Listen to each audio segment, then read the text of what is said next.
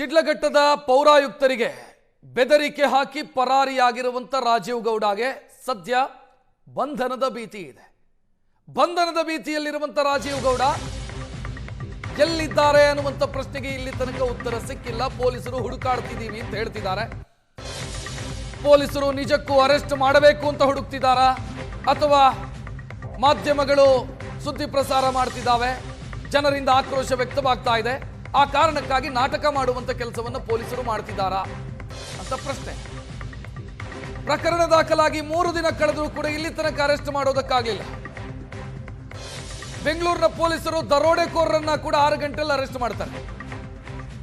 ಆದ್ರೆ ಒಬ್ಬ ರಾಜಕೀಯ ನಾಯಕರನ್ನ ಅರೆಸ್ಟ್ ಮಾಡೋದಕ್ಕೆ ಅಥವಾ ಎಲ್ಲಿದ್ದಾರೆ ಅಂತ ನೋಟಿಸ್ ಕೊಡೋದಕ್ಕೂ ಕೂಡ ಪೊಲೀಸರಿಗಾಗಿಲ್ಲ. ಏನ್ ಕಾಡಾನೆಯನ್ನು ಹಿಡಿಯೋದಾ ಇವರು? ಸಕಲೇಶ್ಪುರದಲ್ಲಿ ಕಾಡಾನೆಯನ್ನಾದ್ರೂ 6 ಗಂಟೆಯಲ್ಲಿ ಹಿಡಿದಿದ್ರು ಮೊನ್ನೆ.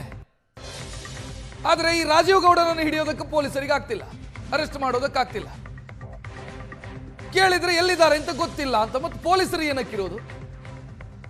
ಹುಡುಕ್ತಿದ್ದೀವಿ 2 ಟೀಮ್ ಮಾಡಿದ್ದೀವಿ, 2 ಅಲ್ಲ 20 ಟೀಮ್ ಮಾಡಿದ್ರು ಕೂಡ ಹುಡುಕಬೇಕು, ಅರೆಸ್ಟ್ ಮಾಡಬೇಕು ಅಂತ ಮನಸ್ಸಿದ್ರೆ ಮಾತ್ರ ಅರೆಸ್ಟ್ ಮಾಡೋದಕ್ಕೆ ಸಾಧ್ಯ. ಹುಡುಕೋ ನಾಟಕ ಮಾಡಿದ್ರೆ ಸಿಗೋದಕ್ಕೆ ಸಾಧ್ಯನೇ ಇಲ್ಲ. ಇಲ್ಲಿ ಅನುಮಾನ ಬರ್ತಾ ಇರೋದು ಕೂಡ ಅದೇ ಕಾರಣಕ್ಕೆ. ಪೊಲೀಸರು ನಿಜಕ್ಕೂ ರಾಜೀವ್ ಗೌಡ ಅವರನ್ನ ಅರೆಸ್ಟ್ ಮಾಡಬೇಕು ಅಂತ ಹುಡುಕ್ತಿದ್ದಾರೆ ಅಂತಂದ್ರೆ ರಾಜೀವ್ ಗೌಡ ಅವರನ್ನ ಹಿಡಿಯೋದೇನು ದೊಡ್ಡ ಕಷ್ಟದ ಕೆಲಸ ಅಲ್ಲ. ನಾನು ಅದಕ್ಕೆ ಹೇಳಿದೆ, ನೀವು 6 ಗಂಟೆಯಲ್ಲಿ ಎಂತೆಂಥ ಖತರ್ನಾಕ್ ದರೋಡೆಕೋರರನ್ನ ಹಿಡಿಯೋದಕ್ಕಾಗತ್ತೆ ಪೊಲೀಸರಿಗೆ? ಪೊಲೀಸರು ಮನಸ್ಸು ಮಾಡಿದ್ರೆ ಈಸಿ. ಆದ್ರೆ ರಾಜೀವ್ ಗೌಡ ಸಿಗಲ್ಲ ಇವ್ರ ಕೈಗೆ. 2 ಟೀಮ್ ಮಾಡಿದೀವಿ ಅಂತ, 2 ಟೀಮ್ ಮಾಡಿದೀವಿ, ಹುಡುಕಾಡ್ತಾ ಇದೀವಿ. 2 FIR ಆಗಿದೆ, ಹಲವು ದೂರುಗಳು ದಾಖಲಾಗಿದೆ. ಈ ಹಿಂದೆ 7 ಕ್ರಿಮಿನಲ್ ಕೇಸ್ ಇತ್ತು ರಾಜೀವ್ ಗೌಡ ಮೇಲೆ. ಮತ್ತು ಪೊಲೀಸರಿಗೆ ಅರೆಸ್ಟ್ ಮಾಡೋದಕ್ಕೆ ಸಾಧ್ಯ ಆಗ್ತಿದೆ. ನನಗನಿಸ್ತಾ ಇರೋದು ಪೊಲೀಸರು ಅರೆಸ್ಟ್ ಮಾಡಬೇಕು ಅಂತ ಹುಡುಕ್ತಾನೆ ಇಲ್ಲ.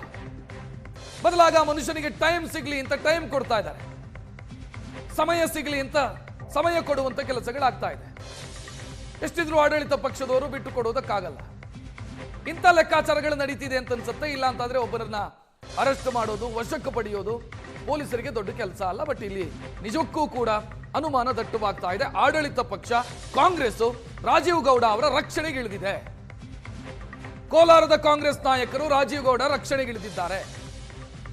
ಒಂದು ನೋಟಿಸ್ ಕೊಡುವಂತ ನಾಟಕವನ್ನ KPCC ಮಾಡಿದೆ. Show cause notice. ನೀವು ಯಾಕೆ ಈ ರೀತಿ ಮಾತನಾಡಿದ್ರಿ ಅಂತ ವಿವರಿಸಿ ಅಂತ ಒಂದು ನೋಟಿಸ್ ಕೊಟ್ಟಿದ್ದಾರೆ. ಅದು ನಾಟಕನೇ. ಯಾಕಂತಂದ್ರೆ ನಾವು ಪ್ರಶ್ನೆ ಮಾಡ್ತಾ ಇದ್ದೀವಿ, ಮಾಧ್ಯಮದವರು ಮೊನ್ನೆಯಿಂದಲೂ ಕೂಡ ಪ್ರಶ್ನೆ ಕೇಳ್ತಾನೆ ಇದ್ದೀವಿ, ಯಾಕೆ ಅವರ ಮೇಲೆ ಕ್ರಮ ಆಗ್ತಿಲ್ಲ ಅಂತ ಕೇಳ್ತಾ ಇದ್ದೀವಿ. ಅದಕ್ಕೊಂದು ನಾಟಕ.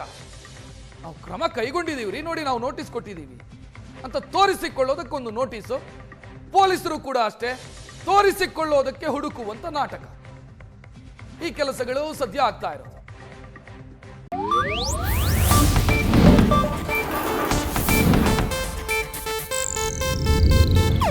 ಇದು ಏಷ್ಯಾನೆಟ್ ನ್ಯೂಸ್ ನೆಟ್ವರ್ಕ್ ಪ್ರಸ್ತುತಿ.